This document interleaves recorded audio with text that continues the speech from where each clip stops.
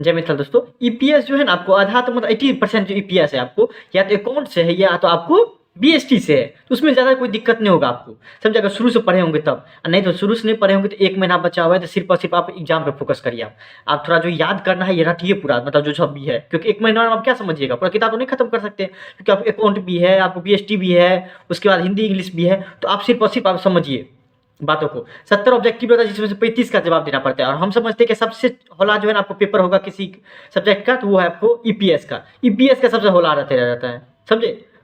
देख लीजिए, आपको जितना भी ऑब्जेक्टिव हर एक चीज़ का कवर अप करा देते हैं हम इस वीडियो में, और अच्छा खासा मार्क्स भी आता है, कम भी पढ़ लीजिएगा ना तो बहुत अच्छा मार्क्स आता है इसमें ईपीएस में, समझे?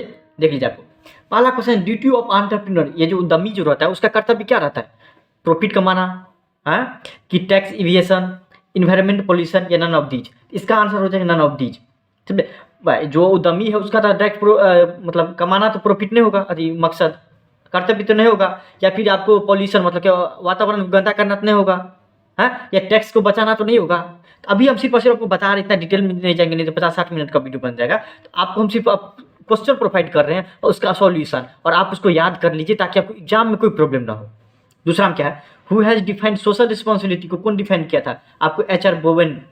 3 में क्या है आपको तो देखिए, कुछ दिख रहा होगा आपको, रिस्पॉन्सिबिलिटी ऑफ एंटरप्रेन्योर, उद्यमी का क्या रिस्पॉन्सिबिलिटी रहता है आपको, सो देखिए आपको, तो हो जाएगा आपको ऑल टुवर्ड्स ऑल, ये आपको बीएसटी में भी है तो हम ज़्यादा समझाएंगे ही नहीं, क्योंकि बीएसटी में आप पढ़े ही होंगे। The best example of variable costs, ये आपको इको में है, तो पर आप यहाँ पे समझ, यहाँ पे छोड़ी किसी बुक में हो उससे नहीं मतलब है, यहाँ पे जो होगा उससे लेना देना है हमको, समझे? चलिए देख लीजिए, आपको 4 का हो जाएगा B, material cost, fixed cost per unit increase हुए, कब इंक्रीज हो जाता है फिक्स्ड कॉस्ट पर यूनिट पे? कब इंक्रीज होता है बताइए आप? प्रोडक्शन जब घटता है तब, वो तो पढ़े होंगे तभी आपको पता होगा, समझे?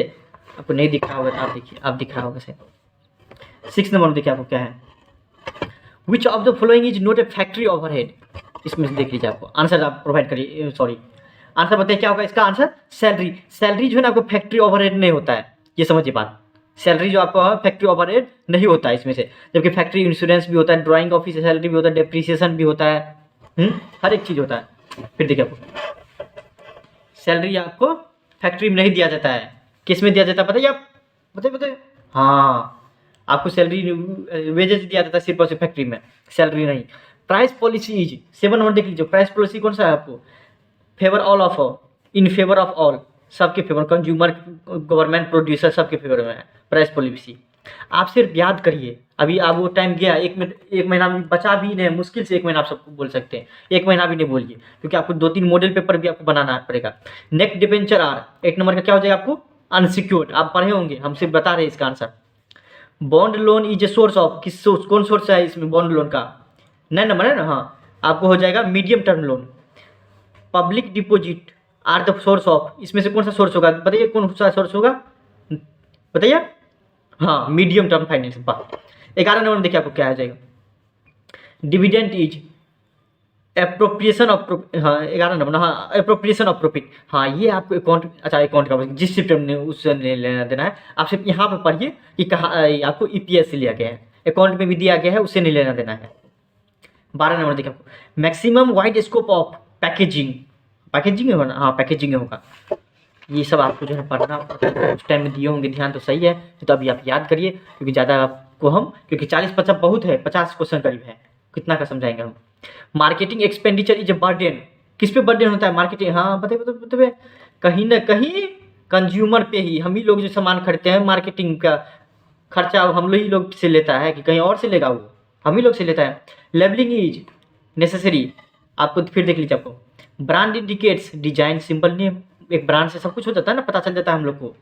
पर्सनल सेलिंग क्या है आपको? वर्बल प्रेजेंटेशन, मतलब मौखिक रूप से जब प्रेजेंटेशन करते हैं किसी के पास जाके, वही हो गया personal selling.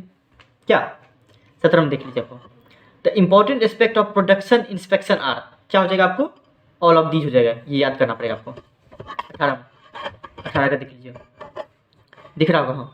The following steps is included in indirect product, indirect production में कौन सा स्टेप लिया पड़ता है? प्राइमरी, सेकेंडरी, टर्शियरी, तीनों। क्या याद रहना चाहिए आपको, ये याद कर लीजिए, समझे? गया वो टाइम समझने वाला, अब 1 महीना मुश्किल से भी बचा है आप लोग का। Out of the following which is the method of quality control, इनमें से इसका आंसर हो जाएगा आपको 19 का ना, 19 का सी हो जाएगा, ए और बी। इंस्पेक्शन मेथड भी है और स्टैटिस्टिकल क्वालिटी सेंट्रल मेथड भी है, ये आप पढ़े होंगे जरूर। Top level management does not include, इसमें से टॉप लेवल में ये तो आपको अच्छा चलिए कहीं किसी चैप्टर से पढ़े उससे नहीं लेना है, यहाँ पे आपको ऑडिटर होगा इसका answer. Top level management auditor नहीं रहता है, वो ऑडिटर जो सीए सब जो करता है उसी को बोला जाता है ऑडिटर, ऑडिट जो करता है उसको ऑडिटर बोला जाता है। 21 नंबर टॉप लेवल मैनेजमेंट में क्या रहता है आपको, इसमें जो है ना आपको बोर्ड ऑफ डायरेक्टर भी रहता है, आपको चीफ एग्जीक्यूटिव ऑफिसर भी होता है, तो मतलब डी हो जाएगा आंसर। 22 नंबर का देख लीजिए आपको, the foremost need of development in a country is, आपको इसका आंसर हो जाएगा इफिशिएंट मैनेजमेंट। देखिए अच्छा समझा देते आपको थोड़ा थोड़ा, मैनेजमेंट करने से रहने आपको जो है डेवलपमेंट हो जाता है कंट्री का, देश का। जैसे एमबीए चाय वाला हुआ ना, उसे कितना नौकरी मतलब बेरोजगार को नौकरी मिला होगा, मिला ही होगा। फिर देखिए आपको management is art and science दोनों है आपको, कोई भी स्टार्टअप सब होता है इसमें बहुत सारा रोजगार पैदा होता है, समझे। When was in industrial development plan started, कब हुआ था 1985, ये सब तो याद ही करना, ये तो समझाने वाली कोई बात ही नहीं है। ये सब इस समय तो डायरेक्ट आपको याद ही करना पड़ेगा, तभी कुछ होगा, नहीं तो नहीं होने वाला इसमें समय से। देखिए risk capital foundation was still, ये भी याद ही करना पड़ेगा आपको 1975 में। Venture capital thought was firstly originated, कौन सा देश में हुआ था आपको, अमेरिका में। India invention fund was established by, किसके द्वारा एस्टेब्लिश किया गया था आपको, इंग्लैंड के द्वारा। फिर देखिए 28 नंबर देख लीजिए आपको, venture capital contains high risk, हाँ वेंचर में तो भाई रहता है हाई रिस्क रहता है, समझे। 29 का आ जाते हैं आइडियल करंट रेशियो, ये तो हम चलिए इसमें भी 2:1 हो जाएगा, समझाए तो उससे नहीं लेना, किस अकाउंट से लिया गया कि बीएसटी से इकोनॉमिक्स, उससे नहीं लेना देना है। 30 का लिक्विडिटी रेशियो इज, क्या हो जाएगा आपको, current ratio and liquid ratio, liquidity ratio का। फिर 31 नंबर में आ जाइए, current ratio is balance sheet ratio, 31 में हो गया। 32 का देख लीजिए, दिख रहा है ना, हाँ what will do purchase of plant in a working capital, 32 का देख लीजिए, आपको डिक्रीज हो जाते रहता है, वर्किंग कैपिटल में से डिक्रीज हो जाता है। फिर आपको आ जाएगा 33 number closing stock, closing stock क्या है हमारा, सोर्स ऑफ फंड है। 34 नंबर में आ जाते हैं हम, which of the following is a non current, हाँ नॉन करेंट लाइबिलिटी मतलब समझते हैं, अच्छा समझा देते हैं। नॉन करेंट लाइबिलिटी इनमें से कौन सा नहीं है, जिसको 1 साल के अंदर नहीं दिया जाता है उसको नॉन करेंट लाइबिलिटी बोला जाता है। तो आपको हो जाएगा 34 का ये मॉर्गेज लोन। 35 का देख लीजिए आपको, working capital is a type of, in working capital is what type in the nature, ओ नेचर के हिसाब से वर्किंग कैपिटल क्या होता है वो बताइए आपको, नेचर के हिसाब से वो आपको अनस्टेबल रहता है। कब क्या हो जाएगा वर्किंग कैपिटल, नाम ही पता चलता है, वर्किंग कैपिटल फिक्स नहीं है, वर्किंग है, कब क्या होगा कुछ पता नहीं है। Long term loan bears fixed rate of, हाँ देखिए लॉन्ग टर्म लीजिएगा है तो आपको फिक्स्ड रेट रहता है। 37 है, बहुत है क्वेश्चन, देख लीजिए आपको, the source of working capital is, 37 का देख लीजिए आपको, ये भी तीनों हो जाएगा, मतलब डी हो जाएगा इसका आंसर। 38 में देख लीजिए, 38 का हो जाएगा आपको ए प्रोजेक्ट, हाँ प्रोजेक्ट अप्रेजल्स इज ARN, क्या हो जाएगा इसमें से आंसर आपको, प्रॉफिटेबिलिटी एनालिसिस, समझे बात इसका मतलब समझिए। प्रोजेक्ट अप्रेजल्स जो रहता है आपको, वो जो है प्रॉफिटेबिलिटी एनालिसिस होता है, समझ बात। फिर देखिए 39 में देख लिया, प्लानिंग इज नोट, ये सब अच्छा तो बताते हैं आपको, ऑल ऑफ दीज हो जाएगा इसका, नहीं 39 का आपको क्या हो जाएगा, प्लानिंग इज, ओहो इनमें से कौन सा नहीं है प्लानिंग, तो वेस्टेज ऑफ मनी भी नहीं है, वेस्टेज ऑफ टाइम भी नहीं है, अननेसेसरी भी नहीं है, तो डी हो जाएगा। फिर देखिए 40 का, प्लानिंग इज फॉर, बताइए आप फ्यूचर, इसका तो कोई भी बता देगा आपको। प्लानिंग इज 41 नंबर देख लीजिए, planning is necessary, planning is फिर से आपको नहीं दिख रहा होगा, जो इस समय से नहीं आज समझ में आता होगा तो याद करिए उसको, 1 महीना बचा हुआ है आपके पास, समझे। 42 का देखिए डी, ऑल ऑफ दीज, ये सब शॉर्ट टर्म लॉन्ग टर्म नहीं ये समझ रहे हैं तो याद करिए, समझे। शॉर्ट टर्म क्या होता है, छोटा टाइम के लिए, अगर ये सब नहीं समझ रहे, मिडिल टाइम मतलब मध्यकाल के लिए, लॉन्ग टर्म क्या होता है ये सब नहीं समझते तो याद कर क्या करिए। प्लानिंग क्या है तो आपको तीनों टर्म है, शॉर्ट टर्म होता है सबसे छोटा टाइम के लिए, समय के लिए, नहीं समझ में आता है तो याद क्या करिए इस सबको। फिर देखिए 43 में, देखिए ऑब्जेक्टिव में तो इसे कोई प्रॉब्लम नहीं होगा मेरे हिसाब से, तो 70 में से बोलता है 35 बनाने के लिए, तो उसमें तो कोई प्रॉब्लम नहीं होने वाला है।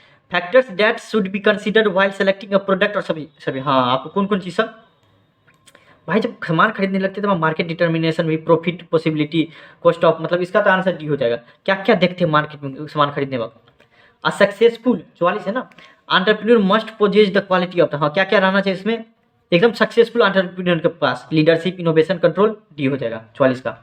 45 का देख लीजिए आपको, market demand is known as, market demand known as आपको हो जाएगा इसका डिमांड फोरकास्टिंग। मार्केट डिमांड इससे समझिए इसको, मार्केट डिमांड का दूसरा नाम।